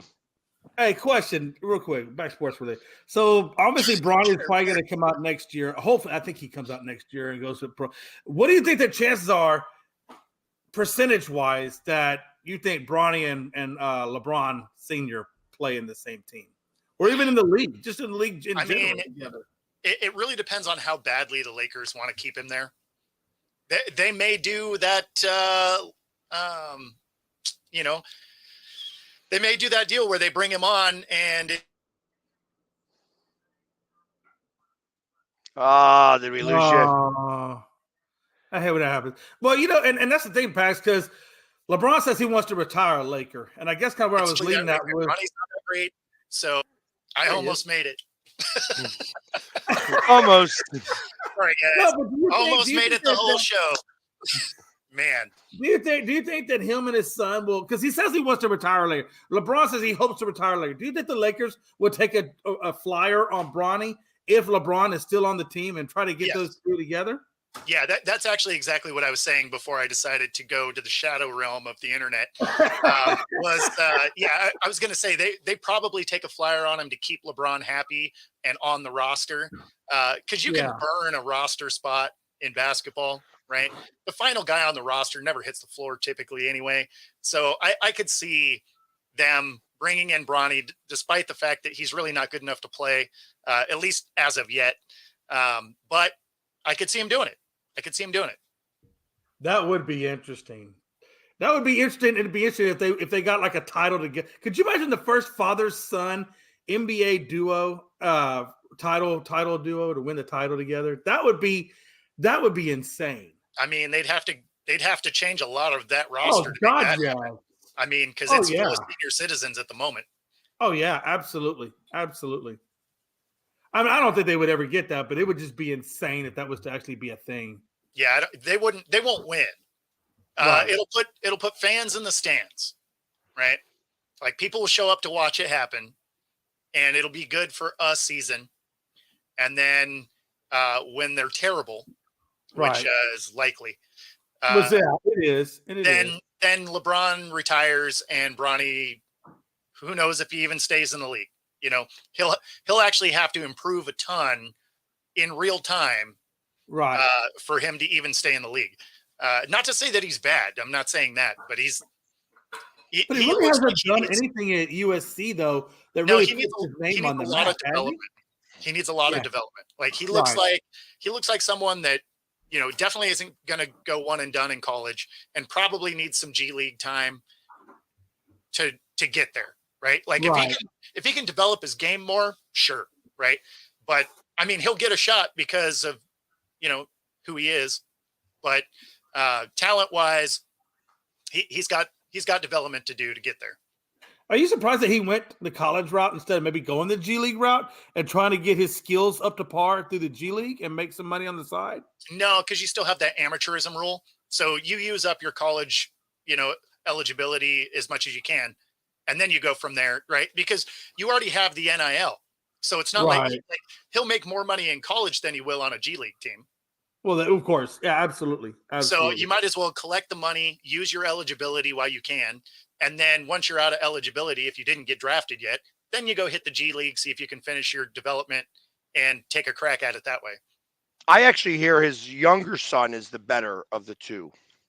Yeah, I've heard that too. Yeah. Yeah. That's interesting. And I guess I was just asking that because I kind of, in my mind, I was thinking that the G League would develop him faster for the NBA style than to go from college to the NBA. I guess that was my motivation. But you're saying it would be better if he was just to college and he would still get that same level of development in terms of skill sets and things like that. He's going to get good development in college still. Obviously, he's not going to be playing against the quality of G League, but at the same time, because of who he is, he's going to have cameras trained on him all the time. You know, I think it'd be a better environment for him staying in college for now. But you know, we'll see. We'll see what happens. Because I mean, it's not like LeBron's going to be around forever, right? So at some point, they're going to have to, you know, probably pull the trigger ahead of schedule on Bronny if this dad-son duo thing's actually going to work. Yeah, I mean, I think. What do you think, LeBron has? He's 38, right? So I think he's got maybe 2 more years, you know, left in him. Maybe. Actually, maybe I mean, he's playing so well. He's playing so well. He could probably play to 42, 43. Like there wouldn't be anything really stopping him. Why wouldn't he? Yeah. Well, yeah. I mean, he would have to change his role, but yeah, like he wouldn't be able to. He can't be the guy anymore, right? He needs shooters around him. He needs help. Like he can't will his way to the finals the way he did early in his career. He needs the guys that are around him to actually play basketball and stay healthy, right? Like, which is why guys like AD are a problem, because when they're healthy, yeah, the guy can play, no doubt. One of the best guys in the league. The problem is he's good for half a season and always gone for the playoffs. Yeah. I mean, if he actually had 100% healthy AD that could carry the team, and take that pressure off Braun. You're right, because then Braun could maybe do a little load management and really be effective, throughout the whole season. I mean, you just asked AD to do two things he doesn't do, though. So stay healthy, Stay healthy, be a superior team. Yeah, exactly. Because he doesn't have that dog in him. Like he's just not that dude. Not to say that it's bad, right? Like you are who you are, but anytime he's had to like show out and be the guy, like he's just not quite built for that for whatever reason. Skill set wise, he should have been able to, but just for whatever reason, he's not that guy. And then, when it comes to health, that maybe it's just unlucky. I don't know, but I mean, he can never stay healthy. So that's not something you can count on. It's the world we live in. Exactly. Anyways, so we are getting close to the top of the hour where, hey, listen, this was a spirited show today for not a lot of things going on. We had a lot of stuff happen today. I mean, we've come up with the date of the Hater Show. Hey, I'm encouraged about this. This sounds like a fun day. Yeah, and I think hey, listen, we got it. We absolutely should try to get Buffalo Wild Wings to sponsor that. Yeah. We should absolutely. No, Bo. He's saying you need to start pulling your weight here and go get Buffalo Wild Wings. God knows you need enough chicken and beer. Come on, let's go. I'm on board. I wonder. We'd have to find some sponsorship for some flights so that we could actually get together to do this thing live for sure. No, we just go to our individual Buffalo Wild Wings in our towns, and we just do it live from there. Yeah. So I was thinking collectively would be hilarious. Oh, collectively would be amazing, but that would be tough to do. Yeah. So like you said, we could just do it kind of like this way, where all of a sudden, it'd be what's it like this? No, this one. Or this one. There we go. So that we can kind of show the Buffalo Wild Wings there, and then we can switch it out, be your Buffalo Wild Wings, and then his Buffalo Wild Wings, and everybody would get the full. Hey, Mel, can I get some lemon pepper since you're back there? Mel, lemon pepper, Mel. Mel, the meatloaf. Mel. It's funny because the one that is in Linwood, Washington, that I go to a fair amount, the way that their building is laid out, I could actually take like the back corner of it because people don't really sit there. It would actually be a good spot to do the show from. So if I could get them on board, it'd be kind of awesome. I mean, like I said, because it's not something that's going to be like we're going to be sitting there and then you have them bring a plate of wings. We'll kind of show that off. Because like I said, that might be a 4-hour show. We may have to do 4 hours worth. Well, if that's the case, I'm definitely going to eat some wings while we're doing it because I'm going to be hungry. Yeah, exactly. It's like, hell yeah. Yeah. Because, hey, wait, bullshit. I might go down there and talk to the Buffalo. I got Buffalo Wild Wings here too. I'm going to talk to them. Hey, look, what would you think of us doing the show here, and showing up some of your different samples? Like, hey, look, this is Houston BW3s and Seattle, and then, well, whatever you got left. We're doing the Hater shows with love from Buffalo Wild Wings. I mean, someone has to love us, right? So exactly. Sonia, you could come on the show as well. Like that would be awesome. Just bring. Hey, listen, you don't have to hate us. You could just bring your hate for the owner of the Carolina Panthers. I know that you have a lot of vitriol for him. Absolutely. This is, like I said, we are talking about feelings. Whoa, feelings. Exactly. Yeah. So, but I think that would be a lot of fun. Anyways, everybody, thank you so much. Like I said, coming on and hanging with us today on our show. It's only getting more and more exciting. It seems like we keep getting more and more people watching and tuning into us. So I really do appreciate it. We will be back tomorrow, same bat time, same bat channel. We will be doing that. All right, they're bringing the Mary Kay. Perfect. There we go. We got Mary Kay, we got Buffalo Wild Wings, and we got Belgian beer. We are kicking it in high gear here. Let's go. Exactly. Hate therapy. That's coming. That's coming. Yeah. So we're going to get it all for you guys. This show for 2 months, and we already have let's go ahead and do all our haters. That's perfect. I feel like that's just the best way of going about it. So, man, so everybody, so again, thank you so much for hanging with. Everybody, have a great holiday Monday, and we will see you guys tomorrow at noontime. Take care. Take it easy, guys.